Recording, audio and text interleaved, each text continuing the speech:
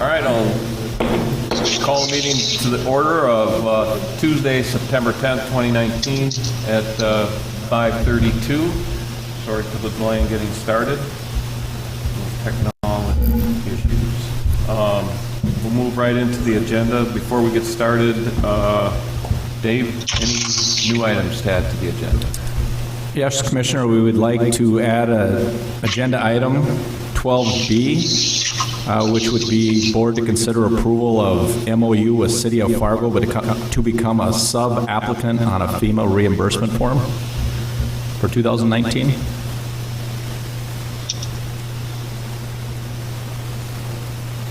Okay. Anything else? No, Commissioner. Okay. Item number 1, approval of minutes of previous meetings. We have a motion on that.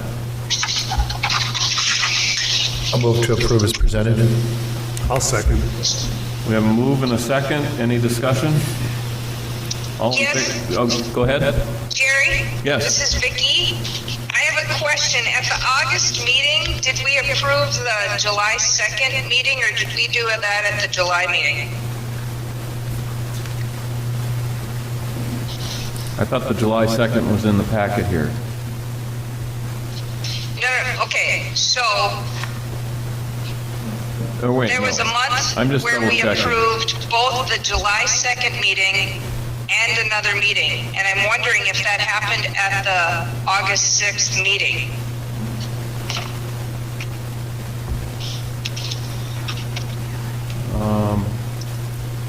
I'm just looking at the minutes from the August 6th.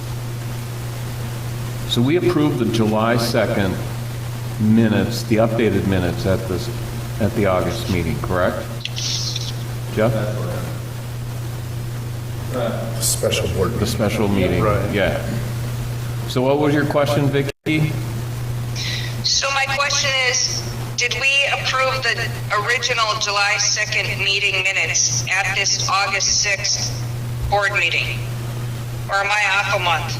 No, I think you're correct, and then we ended up having a special board meeting of which the minutes were adjusted, and we reapproved them at that point. If that makes sense? That's right. We approved the amended minutes. The amended minutes. No, you know what? Never mind, I just found it myself. We approved them at the July board meeting. Never mind, I'm good. All right. So we have a motion and a second on the approval of the previous meeting minutes. Any other discussion? I have just a comment, not on this, but do we need to recognize who's on the phone? We should. I don't think we've done that, but I think we should. Okay. Yeah, so on the phone, Commissioner Stacy Griggs to my left, and Commissioner Vicki Dawson to my right. We would have had them both on the speakerphone, but we had some technical problems. All right, with that, we'll call the vote. All in favor of the July minutes, or the previous meeting minutes? Aye. Aye. Aye. Any opposition? Minutes passed. All right. Item number 2, approval of August bills. I'll move to approve the bills as presented. Second. We have a motion and a second. Any discussion? Jeff, poll the board. Commissioner Popacek, Aye. Commissioner Deutsch, Aye. Commissioner Griggs, Aye. Commissioner Dawson, Aye. Commissioner Rosted. Yes. Motion passes. Approve the order of agenda. I guess I got in front of that again the second time in That's the okay. past 2 months. We're good to go. Do we need to, I'll move to approve as amended. Second. we have a motion and a second. Any other discussion on the agenda? All in favor of the agenda as amended? Say aye. Aye. Aye. Aye. Aye. Motion passes. The agenda passes as is. Recognition of audience. So we have anybody that wants to be recognized? As a guest. Any guests? Okay. Recognize everyone. All right. Item 5, board to consider awarding sale of bonds for refunding improvement bonds, Series 2019A. Tyson London, Brian Osowski from AMCO Advisors presents. Thank you. I think we're aware Brian Osowski is with us again this week. Brian and I have been working this past month on refinancing of one of our existing bond issues. Bond bids were due back at 11 o'clock today. Brian has put together kind of a package of the different bids that we have available, and he's going to present that now. So Brian, go up to the podium. And our bond rating is AA, which is the same rating we've had in the past. So we did have favorable bids.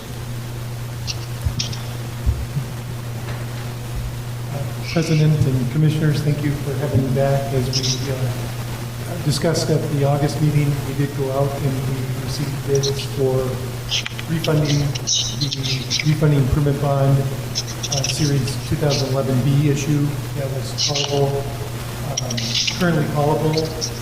Based on current interest rates, it did look like, based on interest rates, it did look like the Park District could refinance and save some money. Based on the bids, we did receive 3 bids. The lowest bid was Northland Securities with a true interest cost of 2.54%.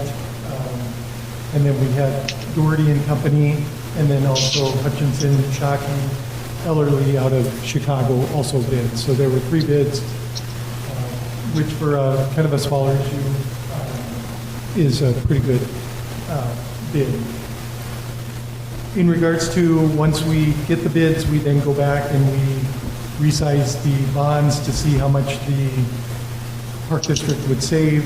The overall savings to the Park District ends up to be just shy of $53,000 out to 2037.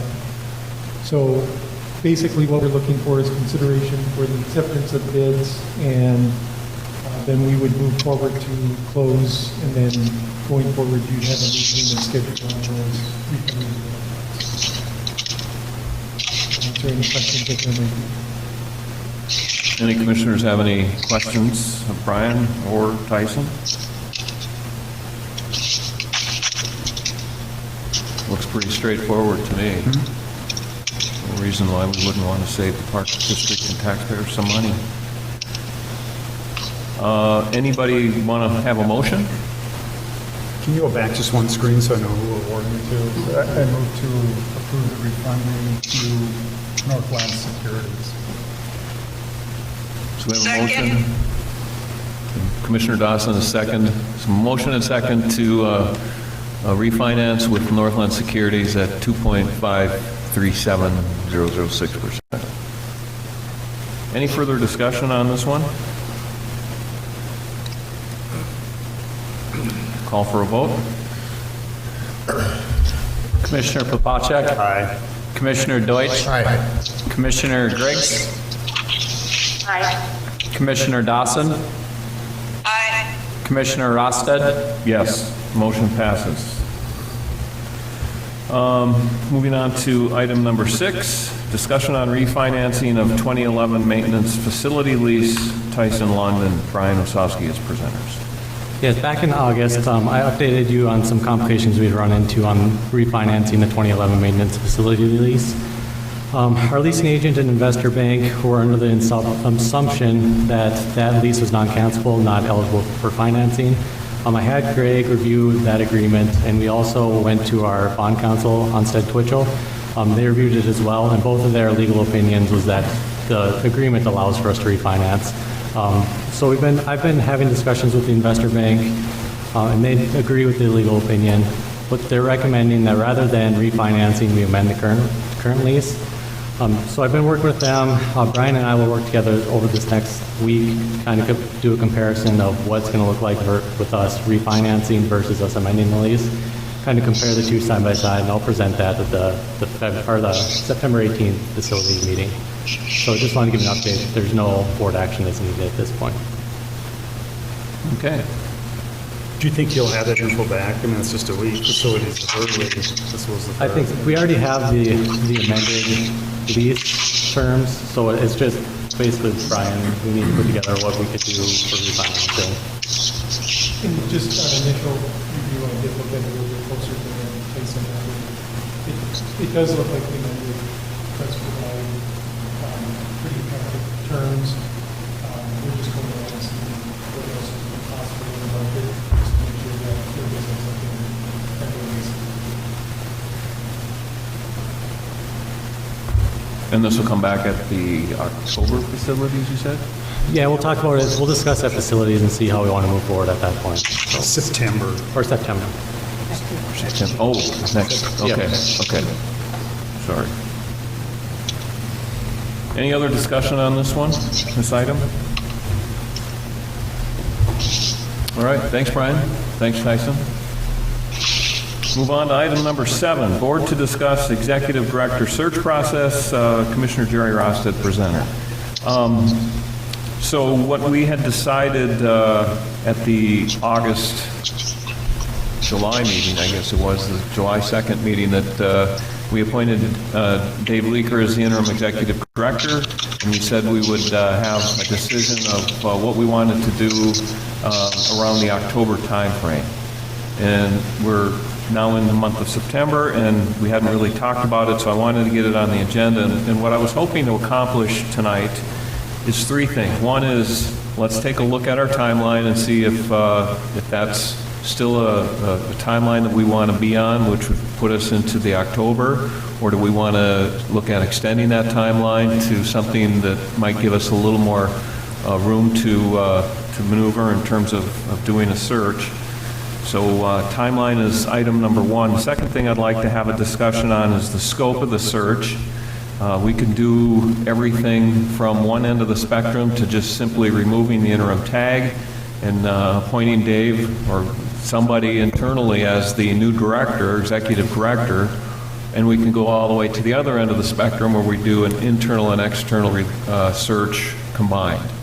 So that's item 2 that I'd like to talk about. And then lastly, if we do go through the search process, whether it's an internal only or an internal combined, we probably need to put together a search committee to handle the search process, make sure to review the position description, get all that information together, make sure we manage the recruitment, the advertising of the position.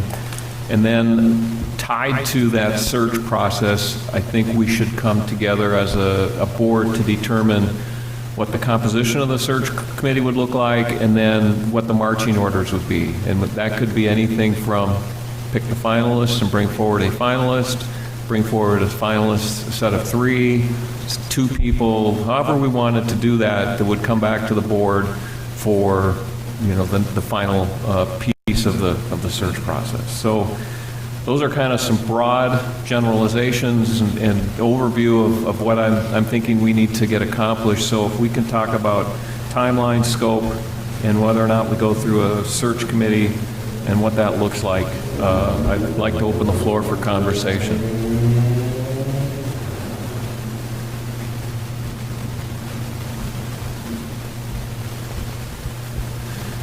We're looking at the speaker phones.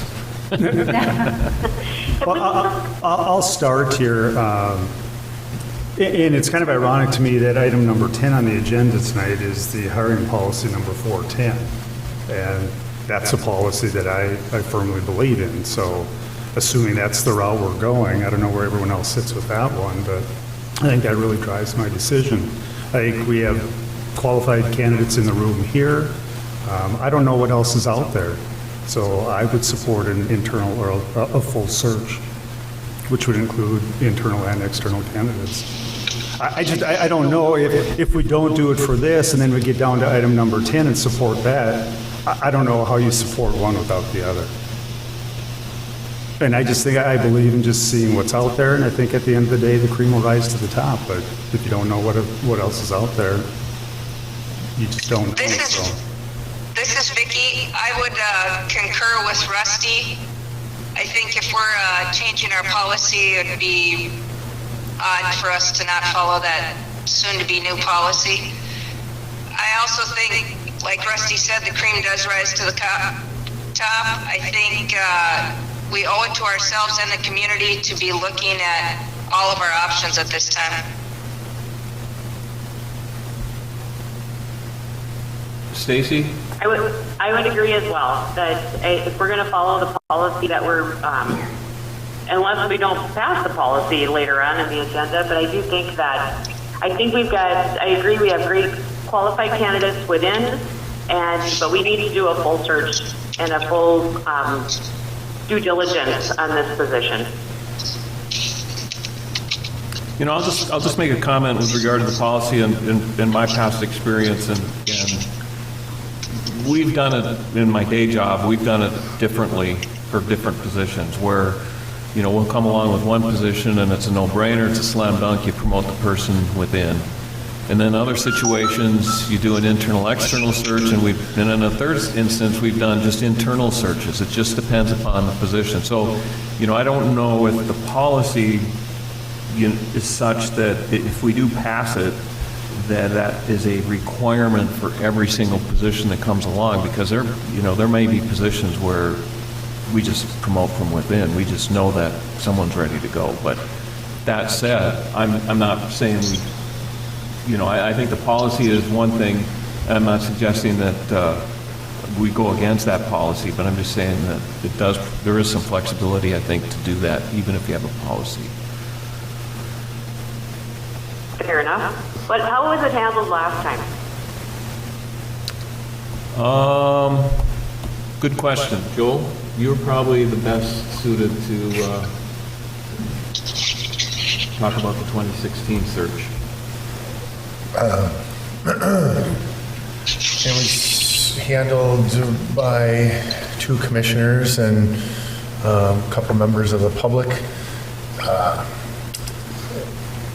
And I think we as a commission need to establish the process before we start the process. That didn't happen last time. You mean expectations and direction of the park district, or what do you mean? No, just the process of the whole thing. I think we just need to define it, because I don't think that there is a blueprint on the process right now. Okay. If that makes sense. It was handled, like I said, it was handled by 2 individuals pretty much. And I'm not saying that they didn't handle it well, I'm just saying that they handled it. And so, and under the circumstances, there were people involved, lots of relationships involved and that sort of stuff. But I just think that we need to define what the process looks like before we start the process, so that everybody's on the same page going forward, what that process looks like. And so that staff that are up for consideration understand what the process is before the process starts too, so they can know if they want to put their name in the hat without feeling like they're not understanding what putting their hat means, but putting their name in the process means. So are you comfortable with the internal, external search combined that we've been talking about? I mean, you guys make compelling arguments on the number 10 process, and the masses are comfortable with that. I feel like in my discussions with our staff that they would be comfortable with an internal search, and I would support that, but I can also support the masses in this situation too. But I think we need to define what it is that we're looking for also then, not just the process, but what we want before we start the process again, because I think that's... I agree. Yep. And I agree with you too. I mean, each commissioner should choose how much or how little they want to be involved. And I think last time it ended up just being 2, and there are 5 of us, and whether that's in the selection process or interview process or whatever that may be. And to be fair, it wasn't just 2 commissioners. It was a a panel of 5 people, but they picked people from the general public. But I just think that that we need to be as transparent with it, and through transparency comes getting in front of it and planning on the front side before we step into that process. So let's shift a little bit to the timeline. Clearly, if we do an internal, external search, we're not going to have a decision by October. Do we want to establish that new foothold in terms of when we're going to have a decision and put it out there so at least we've got something to march toward? And I think about, it's the middle of September, we got a couple of good months between now and then. Once you get towards Thanksgiving and then you get into the December holidays schedule, if we want to do something by the end of the calendar year, for instance, that really pushes us to have something done probably mid-November, I almost think. I mean, we can go into December, but it's just harder with the holidays and everything. I don't know if it's critical to establish a date. I mean, I want to start the process as soon as possible, but I think it could take until the end of the year, and then once you get into the holidays. But I think as long as we're committed to saying this is the process, and let's develop the process and get going as soon as we can. I'm comfortable with that. Yeah, I mean, I know that we need to give proper time for people to apply and stuff like that, but I also think we need to be respectful of our staff and recognize that this is going to be a distraction, no matter how it happens. So out of respect for them, I would like to do everything we can to do it thoroughly, but do it as efficient a time frame as possible, so they can get back to work. Yep. I agree. This is Vicki, can I make a suggestion? Please. At the next facilities meeting, which I believe would be a couple weeks from now, perhaps the two, Stacy and Jerry, come up with kind of a plan that can be set out with maybe timelines and how long things take based on the information from the last round. Yep. We got some of those timelines, some of that information Ellie sent out that they went through last time, and I think some of that you can plug in the dates pretty well. I mean, get the job advertisement completed, or the position description completed, post the job, and there's a certain period of time that you have to post, and then we have, time to review. I think that would be pretty easy to come up with a skeleton timeline to take us from the start to the end. Yeah, so maybe we just give Ellie and whoever else direction to kind of put together what they think, how long things take, how fast they can get things in order. And then by the facilities meeting, I would think we'd have a pretty good idea of what kind of time frame we need. Does that make sense? Sure. So that really brings us to the third issue, and that's the scope of the search committee. We could keep it... Hold on, before you move on to that next thing, can we talk about the job description? Because the job description is oftentimes pushed through, and it's actually critical when it comes to what's mandatory and what's... in other words, what's non-negotiable, what's minimum appreciated, yes, blah, blah. Preferred. And I think that we should involve our directors while we're putting this job description together, so when nobody's laid out on the table whether they're interested in the position or not, and use the directors to help direct what that job description looks like, so that we're not establishing that when they're the experts. I mean, And I think the early starting point is just look at the current job description Yep. and pick that apart and add or delete or whatever we need Right. to do. Yep. Yeah. But I think it's important to get their input, their feedback before we discuss finalizing it. Okay. I'm comfortable with that. I see us too, probably sooner than later after the facilities meeting, is us just having a special meeting of the commissioners Because I don't think tonight we're going to hammer it out. Or even No, after one- no. Or even after one facilities meeting. I just think we're going to have to get together, have a meeting for an hour or so and see what direction we that. go. And I think just focus on that and don't try to have it in a board meeting like tonight, and we can just have one topic on the agenda. Are you back, Do that. Stacy? Stacy?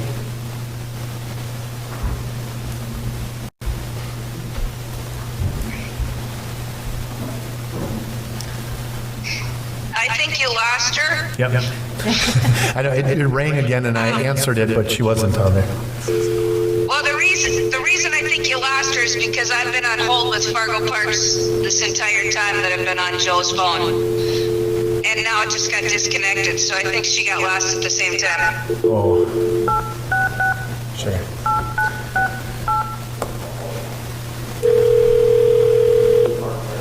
Hello?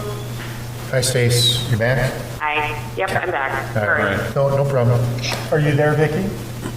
I am. So I would agree with Joe that I like the idea of the directors having, taking a look at the existing job description, the announcement we have from last time, and, you know, if they have suggestions, additions, deletions, thoughts, I think that's great. And I think that goes for the whole process. I don't know how the exact process went last time, but I think it's important that your staff is able to give feedback and input and what they're looking for in a leader, what they think will help them be better directors, run a better organization, any of those things. I think it's important that your staff is part of the process as opposed to just sitting back waiting to see what's going to come. Because who knows this situation or establishment better than the people who are there every day. Right. So what if we do this? A couple of things that I've heard is we need to get the directors involved and to review the existing position description, so we'll get them started on that tomorrow. Facilities meets next week. We talked about using facilities to establish a skeleton timeline of initiating the process all the way through to the end. So then we could address that at the facilities meeting and then come back with a special commission meeting to just look at the timeline, look at the position description with inputs, and then from there, we probably need to then finalize on what the search committee would look like. And whether we do the search committee of 5 commissioners that's set up as a search committee, or we bring in people from the outside, or we bring in internal, I think that that's the other important piece, that if we want to have stakeholder involvement in the search, and stakeholders could be staff, or it could be, you know, our user community, we need to decide that. The more we add, the lengthier the search process will become. So that's kind of the give and take. So Greg, help me just legally last time with just 2 commissioners. Did we notice meetings? And this time I assume there'll probably be more than 2 there. So we'll notice every meeting when there are more than 2 commissioners there.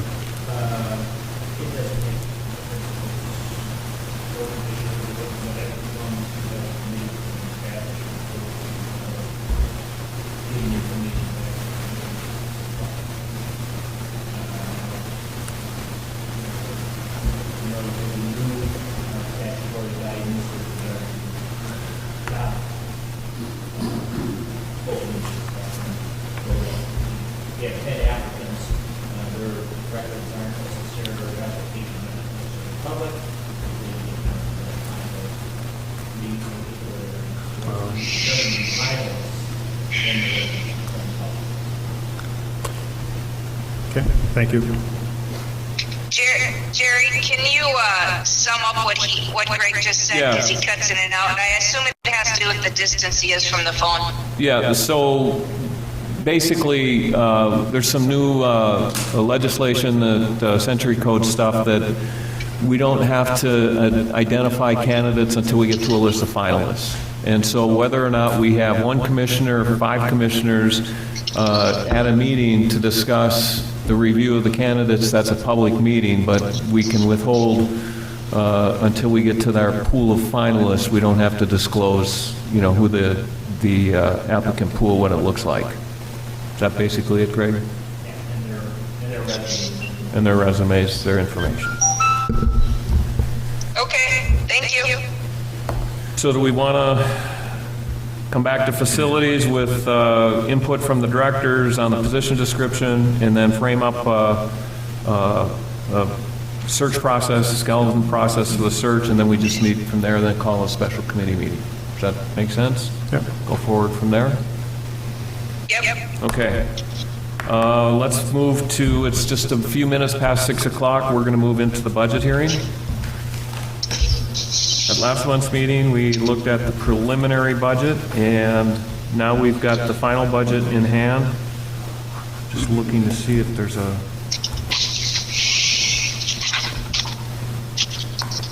Yeah, item 13, board to consider approval of 2020 budget, Dave Leaker presented. So we're moving item 13. Commissioners, the budget is in front of you, and we did review it at our last facility committee meeting, and we did have one commissioner attend.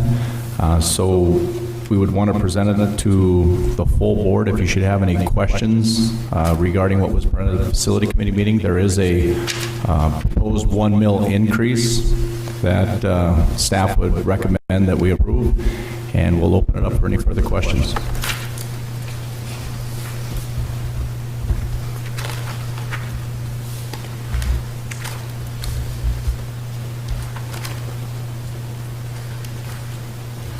Any comments or questions on the budget? This is Vicki. I'll go back to my statements that I made at the last meeting where we passed the mill increase. I still have concerns about increasing it. I think that we're getting a healthy increase just from the increased taxes, specials, and regular higher assessments. I think going forward, I feel more comfortable knowing exact things we're going to be doing. I know it's been put down as improvements to Island Park and to Lindenwood. We don't really have a set plan exactly how we're doing that. But I also think we're getting it, just naturally getting a fairly healthy increase. We're seeing other organizations, entities in our town struggling, and I'm more comfortable staying at the same mill levy.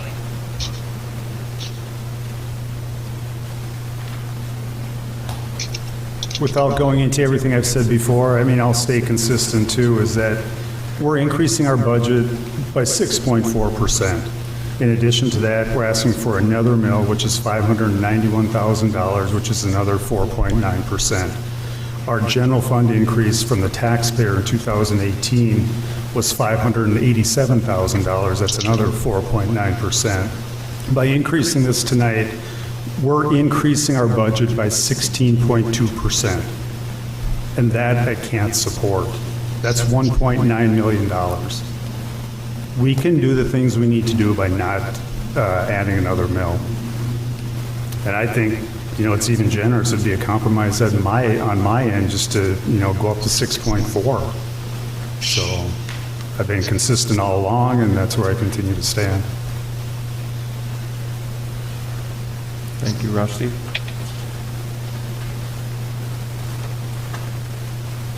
Any other comments or questions on the mill increase? I think that we do receive a healthy increase in valuations throughout our tax base. That's true. However, we continue to grow with the city in size and breadth, and we need to maintain the high standards that we have now, which we get from the increases, and then continue to grow and keep them at the same level. And so, although I don't like increasing taxes ever, I don't think it's out of the scope to add a mill.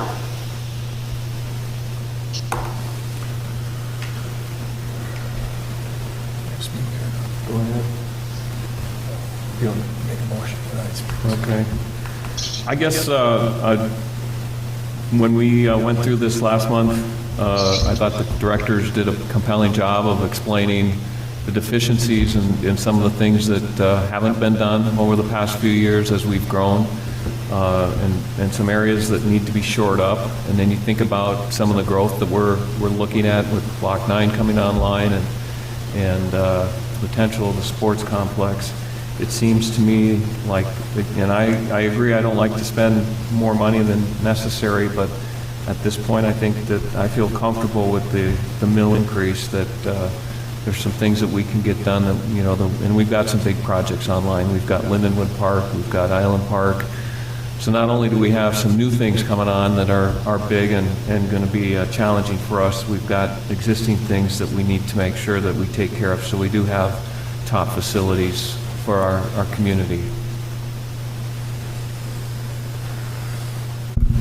I'll concur with what Rusty and Stacy both said.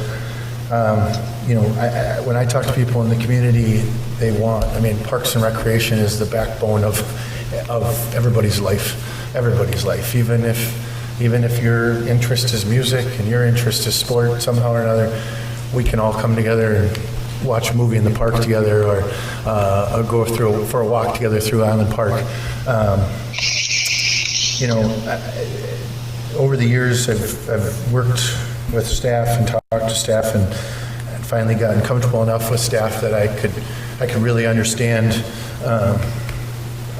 what they're working with. And we've had some deferred projects that we've done because of the fact that we haven't necessarily, I mean, because we've decreased a little bit each year. And I'm comfortable with, as Jerry said, what the staff gave us as a rationale for what we're going to be doing. You know, Block 9, I just drove by it on the way here. That's going to come on this year, and that's going to be, or in the next year or so, that's going to be huge. We've got to figure out Island Park, and I think it's important that when we do these things, that we do them right, because people love Parks and Rec. People love to utilize those facilities. So I'm comfortable with it. I'm also ready to make a motion to approve as presented.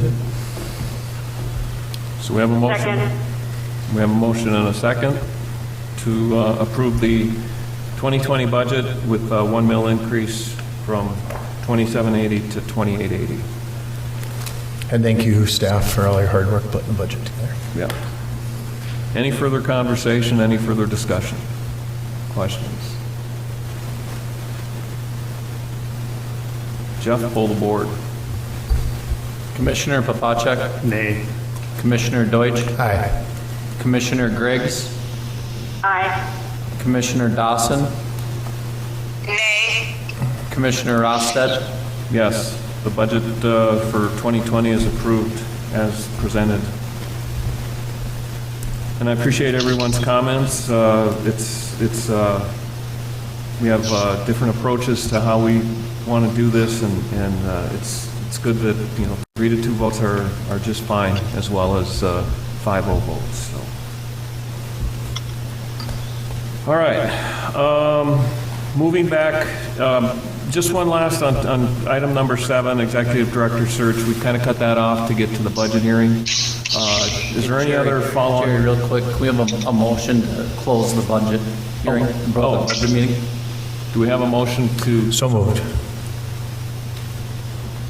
We have a motion to close the Second. budget. Second. Do we need to call a vote? I suspect we do. Okay. Any further conversation? Does need to be a roll. Oh, all in favor, say aye. Aye. Aye. Opposed? All right, the budget hearing is officially closed. Are you still there, Vicki? I am. Okay, all right. All right. So you were going to still address one more thing? I just as- wanted to, Yep. if there's any, we kind of cut the executive director search process short to get to the budget hearing. Is there anything else that we need to cover on item 7, or are we good to go? You gave us a timeline as you wrapped it up, saying that we're going to immediately take the job description back to directors, get feedback from them about It's as far as things to remove and/or add, and then it'll be addressed at the Facilities Committee meeting, and then a special board meeting called shortly thereafter to... Yep. Do you want commissioners to look at the job description? Sure. And offer any feedback? Absolutely. I mean, we just said staff. I think Absolutely. commissioners should take a peek at it too and offer any suggestions. Absolutely. Good point. Yep, good point. Good clarification. I figured that was an automatic. Didn't have to. Well, but as he's saying, look at it before the Facilities Right, meeting, right. so that, yeah, and I didn't think about that, but that's a good point. Yep. Okay, we'll move on to item 8 then. Board to consider proposal for sale of Anderson property. Dave Leaker, presenter, and thanks for hanging out for a while and got through all the rest of this stuff. David? All right. Thank you, Commissioners.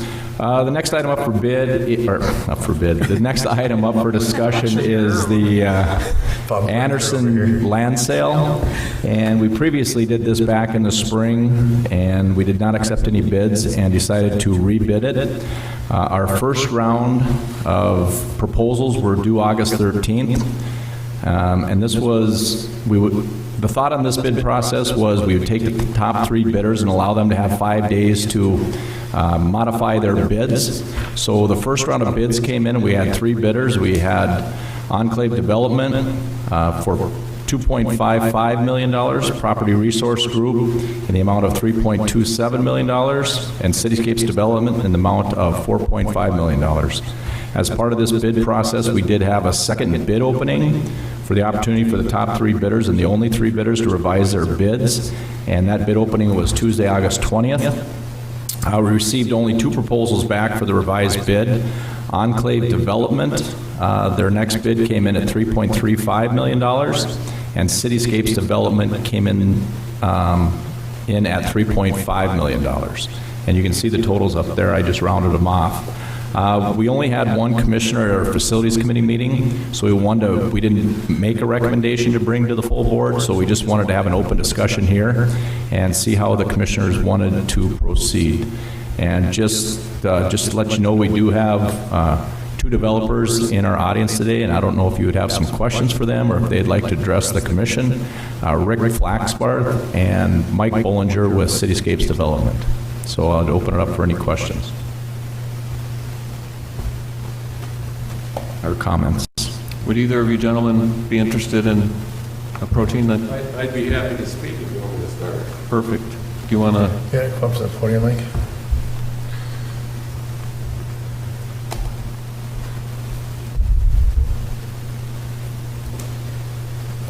My name is Mike Bollinger, and I'm with Cityscapes Development. And it seems like the bids were all over the place to begin with. And as the thing started out, when it first got advertised in the paper, they identified north of $8 million as being the appraised value. And if you drove by the property, your first response would be, I'm not going to waste my time. And so as the bids came in, I believe PRG was the only one that put in a bid at $4.1 million. Then you guys rejected it and decided to rebid it. So we thought, well, we're getting close. And so at that point, we decided that, oh, maybe we should put a bid in. And we didn't fully research it, but we figured that if Kevin Christensen was in at 4.1 million, maybe we should be in at about 4.5, and not realizing all the restrictions in the property. So we just did some kind of goofy math, and we came up with a price of 4.5 million, and we were the highest of the 3. Well, one came in at 2.5 million, and as Dave said, another one was 3.45 million. And so I thought I did a little more research on this. And, the property does have some issues. And so the way I analyzed it is I took a look at it, and I said, I realize your expectations were higher to try to get $8 million for the property. So I got a copy of the appraisal to see, where are they starting and how are they coming up with this. But there's a 120-foot power line setback across the entire front of this. And if you just even read in the appraisal, it says you can't build in the front 150 feet. Now, granted, it's on 45th Street, which is high traffic, but this is on the east side, and it's not easily accessible. So you really have to go south, turn around, and come in. and about all we thought for expectation was to get maybe a right turn in lane. That's item number one. The second one is we're landlocked on the back of it. So as we continue to do research, even though there's a stoplight kind of on the north end of the property, there's never going to be a road that can continue all the way through the property to get all the way over to 42nd. So it's like a dead-end road. And then as part of that, where the roadway is, it's on the north side of the property, so it's not in the center of the property, so you can kind of open it up. And so we started doing our math on it, and we realized by the time we put in water and sewer, and streets, street lights, do our water retention, and the easement for the setbacks, we thought that, geez, we need to take another look at our bid and recalculate. So then before we got finished doing our recalculation, I started thinking back. We bought Anderson Park, the front part up where Gander Mountain was at in the Park District 15 years ago. We still have one major lot and two other lots that have been available for sale for 15 years. We've paid taxes on them for 15 years. We've got streets in for 15 years, street lights, water retention. We've paid for all of that, and they're still not full. And right now, on one of the, and it is an interior lot, we are working with a party. We're close to signing a purchase agreement, $6.50 square foot.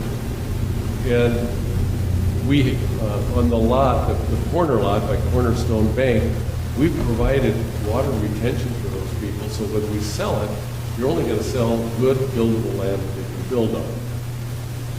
I spoke with Jim Roars, because he owns the land just south of there, and I think some of you talked to Jim. And Jim didn't even submit a bid because he just felt it was way out of the ballpark. But where Sonic is, he sat on that land 5 years before he ever had a play a piece of that ground there. And there's so much good retail that's getting moved on in South Fargo that a big chunk at the price that you're asking, no developer can pick it up and develop it because there's so many unknowns. So what I did, I read your report, and I know Neil Erickson. He's a great guy, and he does good work.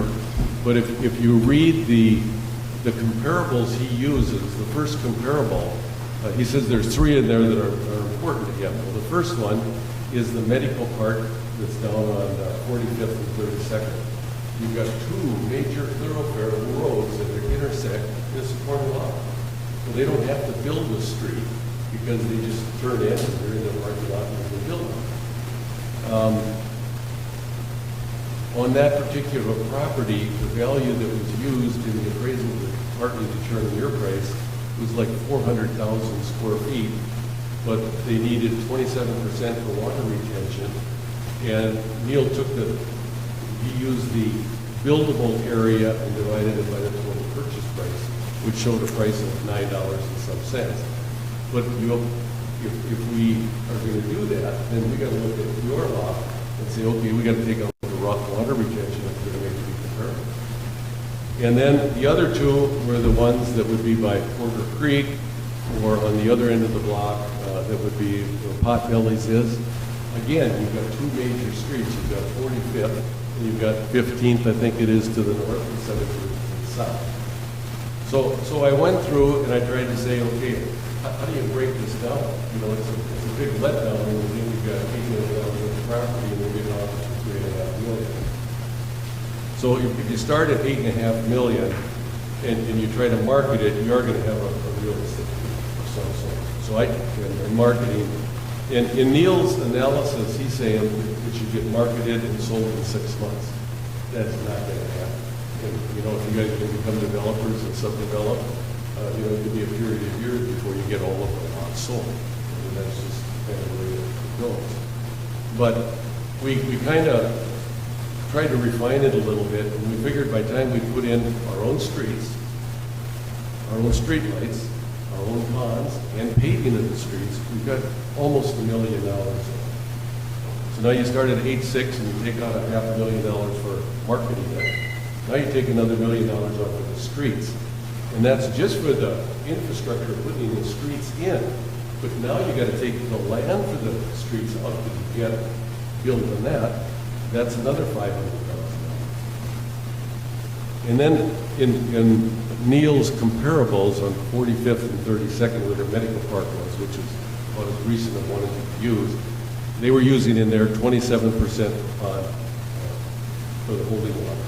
So I could be off a few percent, but I just used the same as theirs. And that takes $2.3 million right off the top. So I took the 196,000 square feet times Neil's appraisal at $11.80. That's $2.3 million. You gotta provide for the holding pond for that part. And then the easement up front for the power lines, on the easement itself, that would be $1.5 million.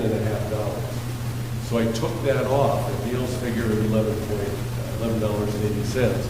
But then I added it back in as an area you could utilize it for parking.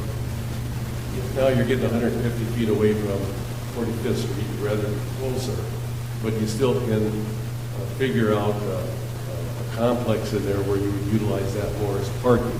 So I added that back in at a price of about $6 a foot for that. When I got all done with it, I came up with $3,550,000. So I'm sitting there, I put a bid in at $4,500,000, and we had 1 week to change it. And looking at everybody else's bids, I just took our bid and adjusted it by $1 million down. And figured if we ended up with this, we did what we did. But I have not even taken into account any reserve for any holding costs for the period of time we're going to hold it, for taxes. You know, you guys are exempt from tax, but the minute we buy this, the city isn't that gracious to us. There's no, we don't get any special treatment on that. So when you look at it, again, I know it's a huge letdown. You're expecting to get $8 million and prices are $3.5 million. All the developers in Fargo have looked at it. You've got 3 bids. The 3 bids are all within $250,000. And, you know, you can take your money and your money starts working for you right away. And ours goes too in a reverse fashion with interest. But people just sometimes think being in the development business is so easy. It's a gamble. It's a risk. And the back property on this lot is not going to be commercial. It's going to be something other than commercial. My guess would be that the back part of it would be part of the holding pond. And, you know, until you own something and you start looking at the city budget and lay it out, there's a lot of changes that can happen. There's a lot of unknowns that we don't know the city today. But I figured, at best, I should explain where our numbers came from and where I think the other numbers are. And I'd be happy to answer any questions if anybody's got. Well, I'll make a comment first. Thank you. I don't work in the land acquisition business, so to walk us through how you got to it is insightful. And I might have a better understanding of where the numbers come from. It's, like you said, it is a letdown, but it certainly makes sense how you arrived at where you got to that number. So I appreciate that. We can't get you back to 4.5 either, I suppose. Just teasing, just teasing. Thanks, Mike. Any other questions, comments?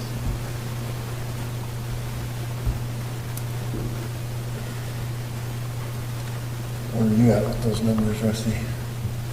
Well, I can't sell it, and I appreciate it, Mike, and I know where you're coming from. But I mean, when we have an appraisal at $8.6 million, and you can pick that apart, but you know, your front end is going to be parking, your back end is going to be retention or apartment building. So say that's at $4 or $5 a foot, and your front end is $10, $12, $14. We're basically selling the parcel at $5 a square foot. So you have your appraisal, the city's carrying it at $7.3 million. I can't see selling it at 3.5, and I think my recommendation, we reject the offers, and I think we just need to go back to the table, you know, and just see how we market this. The other part of this, and it's not just the parcel, is this is part of our sports complex, $20 million. We set aside $8 million for this, and if we have 3.5, I guess I want to know where the other 4.5 is coming from. So I think there's a bigger piece to this than just selling the land, and I really don't think there's urgency in selling it right now. I think we have a good idea what the low mark is, and I think we just go back to the table and see if we need to market it different or what we have to do. But whether somebody else develops it or you develop it, you still have to get infrastructure in order to make it usable. How do you argue that you're going to take $2.3 million and your value is $2 million and nothing, because you don't have to do water? Well, every site has retention, so I guess I'm not going to get into an argument. I guess we both know what it's going to take to develop it. I just, in my mind, I mean, our price is too low. And whether we thought it was going to be here, and you have an appraisal, and an appraisal is an appraisal. At the end of the day, it's finding that one right user. And I just don't think we've found that party yet. But that user has to put away that land in order to. So does every other site does too. So I mean, this isn't unique where you need water retention on a site. But that hasn't been taken into account in the appraisal. Well, I don't know how we did the appraisal, but I mean, that's got to be considered on every site. I can't imagine when they do an appraisal that they're not taking that into account, because it's not new for this property. The other comment I would make is we have seen a number of our properties go 32% on property taxes in Fargo in the last 3 years, 4 years. It might be late. I didn't know I saw the same work, but I saw the same tax value in the state, $7 million. That's jumped up in the last 2 or 4 years. And if you were a tax-paying citizen, you would benefit from that. The city's pretty good about adjusting the big kind of jobs, about 33%. I'm not sure how Ben's evaluating that. I would think the tail end would probably be more multifamily in that $4 or $5 range, and your front end is $10, $12, $14. But I haven't spent any time looking at that. I just know they're carrying it at $7.3 million. Rick, out of fairness, do you have any comments that you want to make as well? You know, like you said, pretty much everything's there. One thing I did want to point out is in the discussion that has been talked about here, that in the back part of the lot, perhaps it would be multifamily. Well, one of the things that came out through the Economic Development Commission, through their monthly budget for breakout, is there's actually negative 94% permits taken out in the month, through the month of July, in the market for multifamily. That's how far down the apartment buildings being built are. And it's been talked that, it's overbuilt.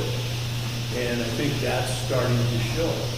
So if you're saying we're going to market that for multifamily, guess what? There's no market for it.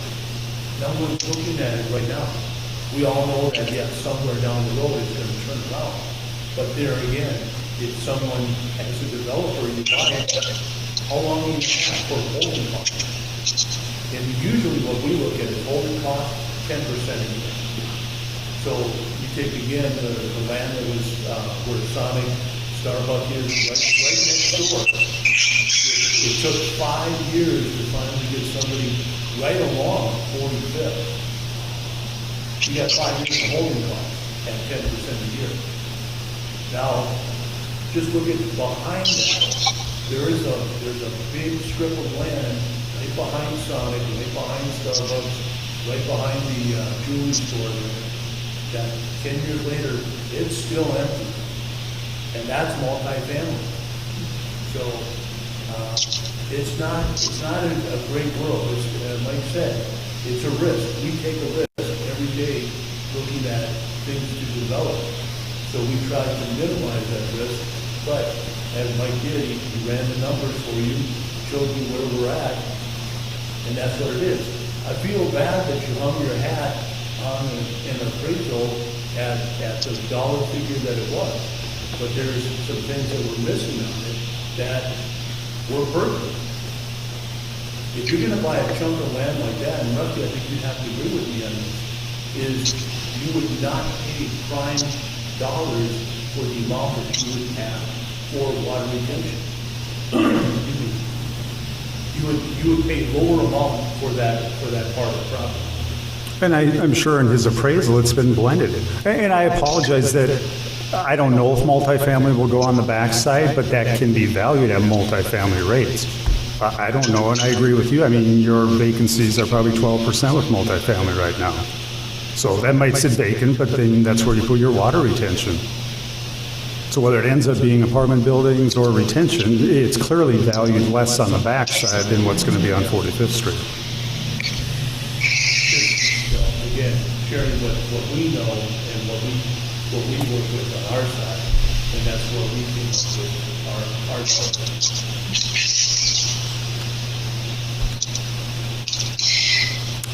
Thank you. So, this is Vicky. I've made this comment in the past, and I'll make it again today. I've always questioned us selling this entire piece, and whether keeping some of the back piece for ourselves for future use would be helpful, useful, makes sense since it's obviously of less value to a developer. And as everyone knows, you can't get more land inside town. We're not building more parkland. There's a limited supply. So every time we sell some off, we have less of it. So personally, I have no problem if we decide to take this off the market and consider having a frontage piece and keeping the back piece, parcel it out in some fashion. I also have no problem if we just sit on it. I agree with Vicky and appreciate everybody's perspective and look at this situation. I don't think we're in any hurry to move on this right now. And as I said, I agree with Vicky in the fact that if we're coming to the realization that the value of the land on the backside isn't what we thought it is, and I appreciate Rick's perspective on the multifamily or whatever, but maybe we hold on to that and use it for park purposes. We looking for a location for a splash pad out in that area. What if we looked at that? I mean, I don't think that we need to rush into making any decisions right now. I fully respect your guys' perspectives, and I appreciate you breaking it down in a way that an educator can understand those numbers, and I respect your positions right now. I really do, but I also understand that we might just, as Vicky said, need to go back to the drawing board and figure out if we really want to sell this as one big piece. Understanding that our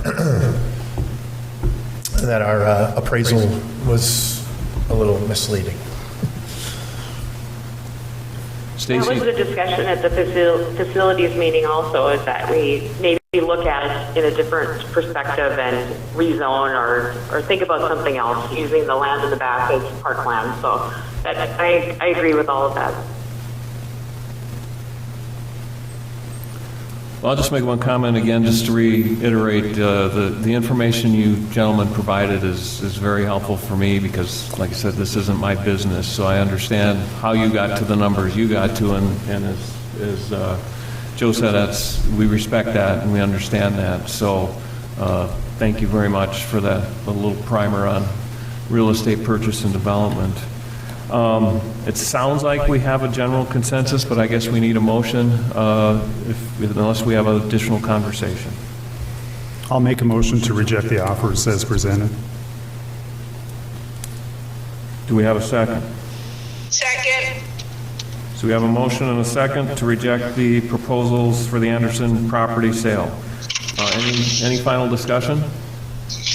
I think one thing, I don't know if it's at facilities, but then let's get this back on the agenda. I mean, we sat on this for a long time and did nothing.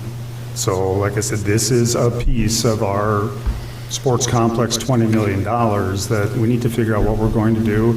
And I agree. I know in the appraisal, it said it's a 6 to 12 month period. This stuff doesn't happen overnight. Got to find the right buyer for it. So I don't know if it's at facilities or how soon, but let's stay engaged with this and see what the next step is. Jeff, can you pull the board, please? Commissioner Papacek, Aye. Commissioner Deutsch, Aye. Commissioner Griggs, Aye. Commissioner Dawson, Aye. Commissioner Rossed. Yes. The motion passes. And thanks again, gentlemen. Moving on, item number 9, board to consider approval for the sale. Board to consider for approval the sale of the 23rd Avenue right-of-way to the City of Fargo. Dave Leaker presenting. Thank you, President Rosted. We were approached by the City of Fargo. They are looking to widen 23rd Avenue, which is actually out by this area we were discussing.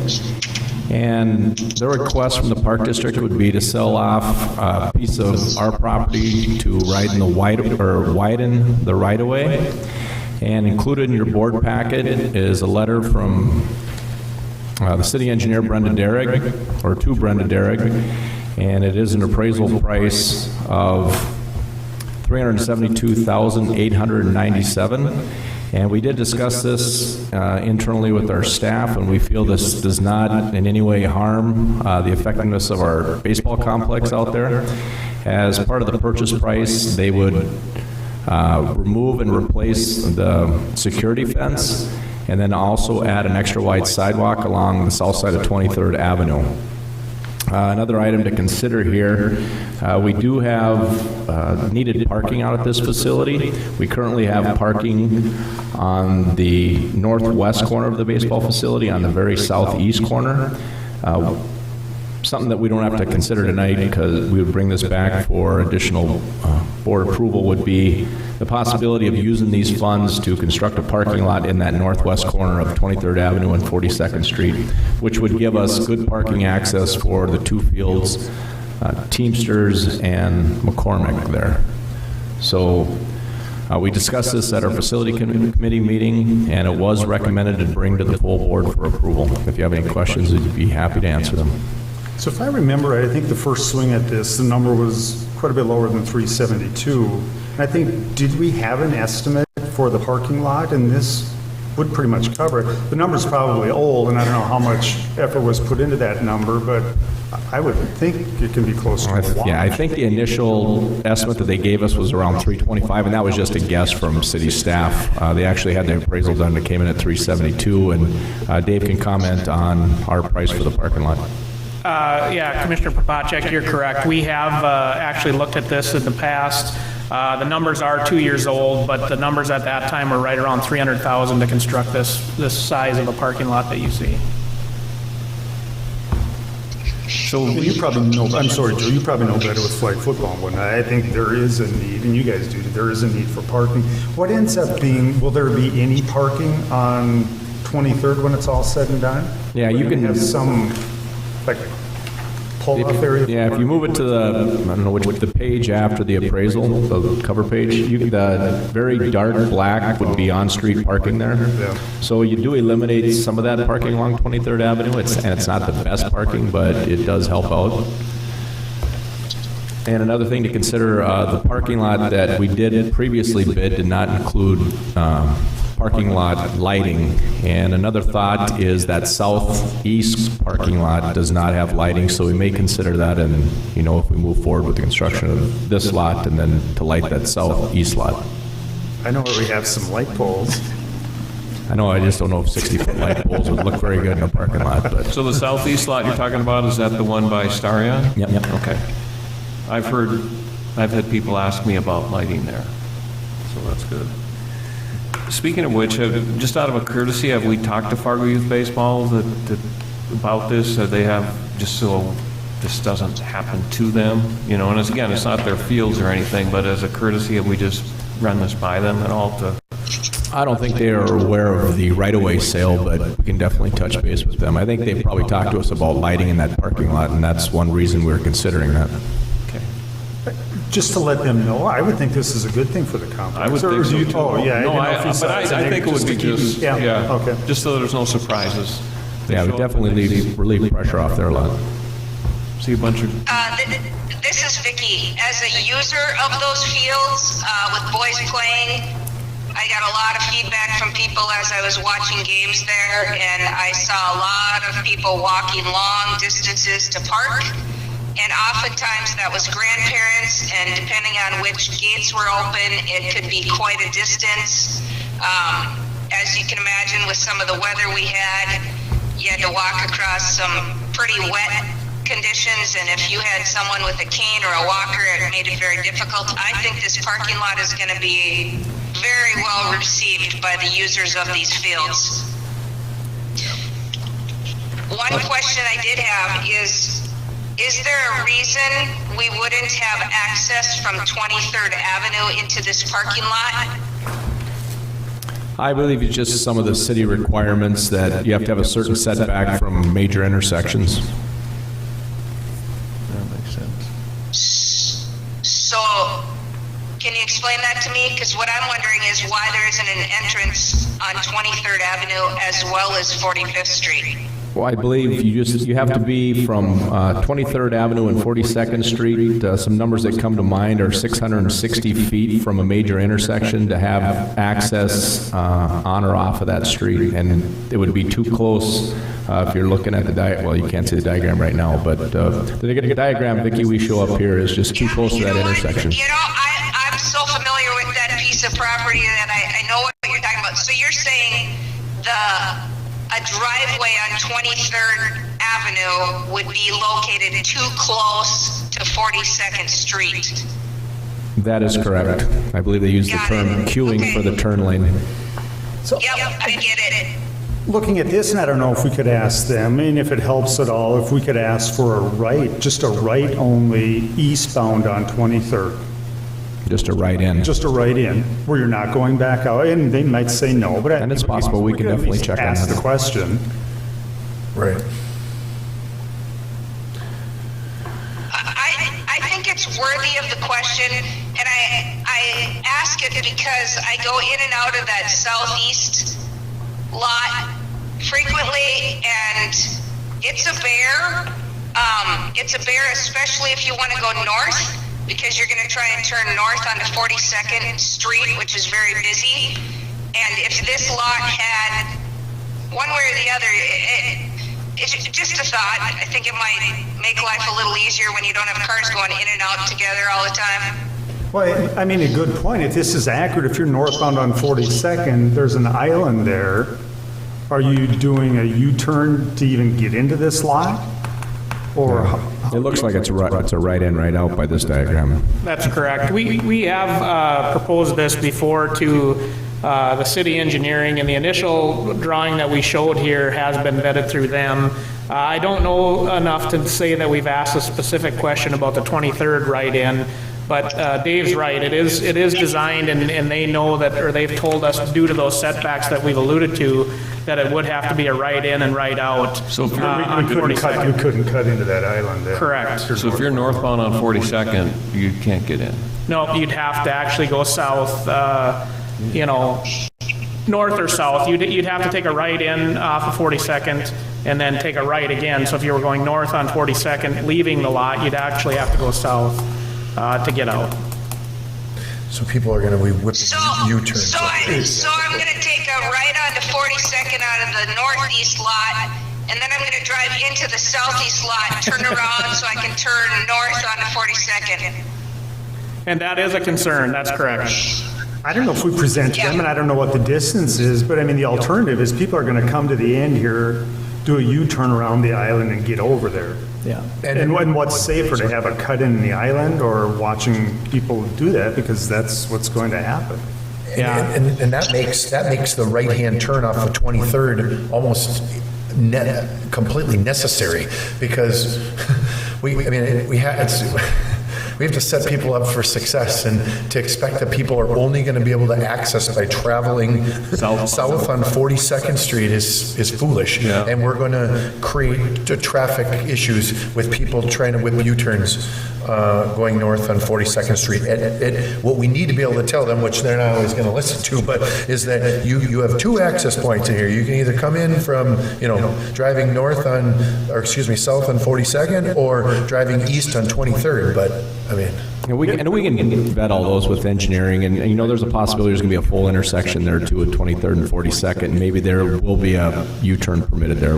We'll have to check that out with engineering. I understand that, with the land being the way it is and being a premium, that this is our best case scenario. I appreciate you guys working to get this figured out because we need it there. I wanted to say that I think it's ridiculous that we've not been able to work with the zoo to be able to work together to use their parking lot, but that's a different discussion for a different day. All right, so we want to call a motion on item number 9 here with some of these caveats that we've talked about to go back and talk to the city of Fargo, or what would we like to do there? I guess that's my question now, too. I mean, I'm comfortable with the number, but before you approve that, do we want to see if we can get some of our requests? And we can Because definitely- my right-in really doesn't help, because you're still going to go westbound on 23rd until you find a place to turn around and then come back in. You turn around at the zoo and then... We're never going to get that left in on 23rd. It would just be as you're eastbound on 23rd, just to peel off to the right. Right. And keeping in mind, this is going to include 15-year-old, 16-year-old, 17-year-old drivers, as well as older grandparent drivers. So they'll be creative. They'll be really creative, and I think we owe it to our community to check on these things before we approve this. Is there a sense of urgency in this deal? I don't think wouldn't start construction or bidding until next year, so. I'm with Vicki. The police department's going to be after us in about 6 months after this thing is done if we don't do due diligence to figuring this out before we approve it. It just looks like a nightmare right now. As far as, like Vicki said, 15, 16-year-old boys are really going to be whipping U-turns. And I don't know if we relate to them. I mean, in theory and the price, we're fine with, but access, we have some concerns. So do we table this, or do we have to have a motion to table it? Okay. I'll make a motion to table this until we get more information, mainly just on how we better access the parking lot. Okay. Do I have a second? Second. I just want to clarify, if we don't make any motion whatsoever, it just goes away and can come back whenever it wants to come back. If we make a motion to table it, we have to bring it back next month. It has to be next month. Yeah. Okay. Well, I think it'll come back. Either you're going to come back and say, here's what we can I do, thought it or has to you're going come to come back and say, here's what we can't do. Okay. Okay? Any other Yes, I'm comments? still fine with my motion. Any other conversation? Jeff, pull the board? Commissioner Papacek, Aye. Commissioner Deutsch, Aye. Commissioner Griggs, Aye. Commissioner Dawson, Aye. Commissioner Rosted, Yes, the motion passes to table the sale of the 23rd Avenue right-of-way until we have more information on access. Item number 10, board to consider for approval changes to hiring policy number 410, Stacy Kruger presenting. Thanks for hanging out, Stacy. These meetings are... We're always here till... Yeah, these meetings aren't nearly this exciting every month, Stacy, trust me. Good evening, Commissioners.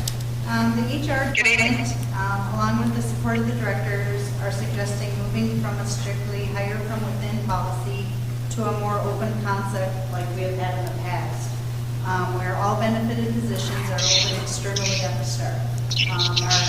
The hiring policy that we are making changes to had moved a couple of years ago to any supervisor above was open internally first, and if we didn't find a candidate with internal candidates, then we would open externally. What we have found through our discussion and through opening of jobs recently, that we feel that if we were doing our job correctly, our internal candidate would be the top candidate, regardless if we open position just internally or externally. So we feel doing our due diligence is to open it internally and externally to get us the best candidate at that time. Any questions? So I got a question.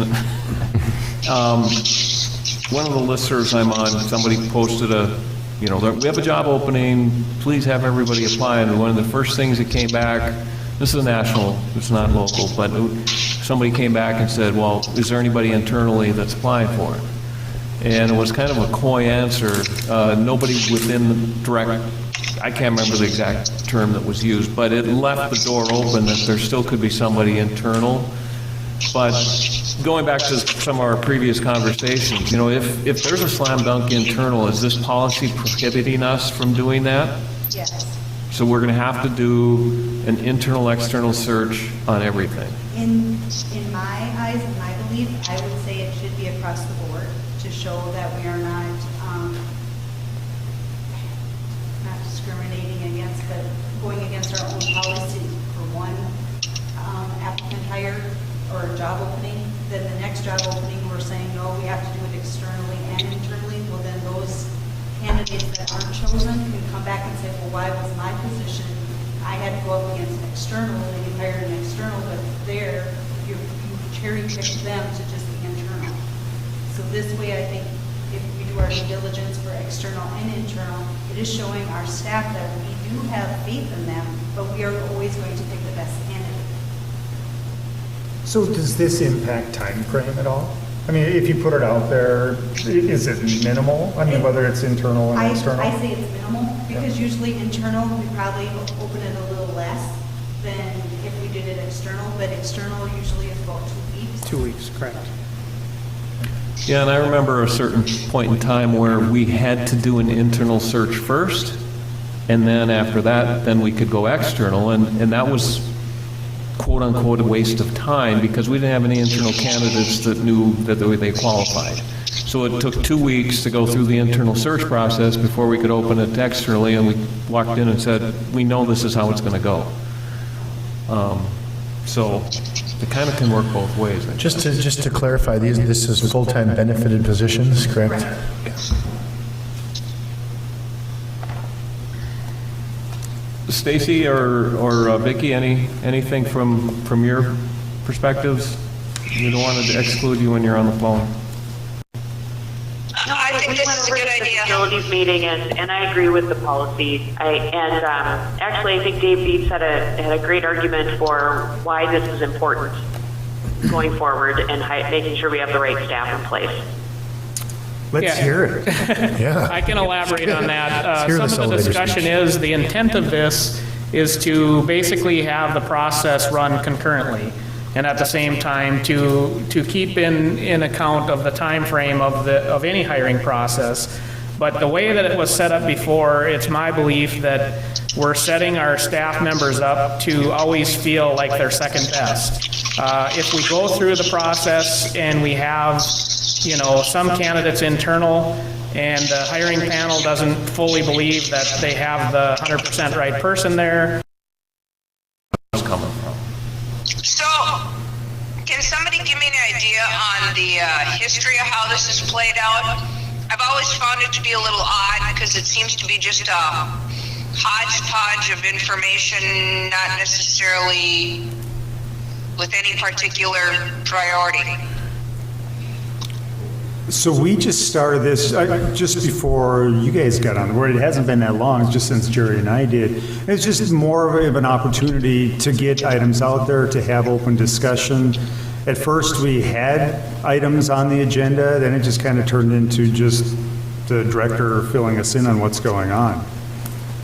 And I think, I'll speak just from my own, everyone can chime in here, but I think from my perspective, I would like that clarity because as it's been in the past, the hodgepodge comment struck a chord with me, and, at times I would be told by our, my colleagues of be prepared to talk about X, Y, or Z, and at other times I was asked, well, what are you going to talk about tonight? And so from my perspective, I think it would be helpful to clarify if there is I like the way Jerry put it. If, I could come every month fully prepared to talk about what's gone on that month. And so I think that's what I'm looking for, is just the clarity of what information is the commission seeking out of this. And I think I can speak for everybody up here on that behalf, is I think we'd all do our best to try and get that information. But the way it is right now, it just isn't clearly defined. Right. Is it just rehashing? Because we get the weekly director's report. So I don't know if you're going to come at this meeting and basically tell us what we've seen in the director's reports. Well, and that's my question. Is it something that needs to be rehashed at the commission meeting, or is it something that we can cover somewhere else? We did when we changed up our committees, and we just had the one general facility committee at the end of the month where possibly all 5 commissioners would show up. We did have a brown bag session at the end of that, was kind of a director's update or construction update. So my question is this something that's really needed, or can we just do a better job of maybe of that weekly update, construction update? What would you guys like to see, as Dave said, direction from the commission? Is there something that, weekly you just say, can you focus on this a little bit more? I like the idea of the weekly update. I don't think it's helpful if something happens 3 weeks ago to wait for the board meeting for us to be told about it. The recap is nice. I also think you could leave this on the agenda either at the front or the end. I think the front does make more sense, because by the time you get to the last item and you just go to this, it's, I'm checked out. So you could leave it on the agenda, and if you say, you know what, nothing new to report, nothing exciting going on, I think historically what I've gathered from these has been, hey, we just had a concern from so-and-so, this is how I'm handling it. Yeah. And I think if there's something to report, you report it, and if not, you don't. But I like the weekly updates, because I feel like I'm more on track every week versus waiting a month to find out, oh, what happened this last month. Yeah, I like the weekly updates too, and what the concern would be is that, let's say Dave has an update on, progress on redoing Island Park. Well, if I have a question, we really can't have that discussion amongst ourselves in an email, because that's really an open record issue. But if we can come back and have the director's report, if I need to follow up on something that's happening at Island Park, now I've got the form and we're legal to do that. So that's where I like the idea of having a director's report, because then it provides an opportunity to have some discussion on, and I'm thinking the director comes in and it's bulleted information. It's not like, a 10-minute update on what's happening with, seasonal close-up of the park, of the golf courses. It's like, we're closing up the golf courses, we're this, we're that, we're whatever. And that's it. And that gives us an opportunity to follow up. That's kind of my thought process. This isn't some time-consuming kind of thing.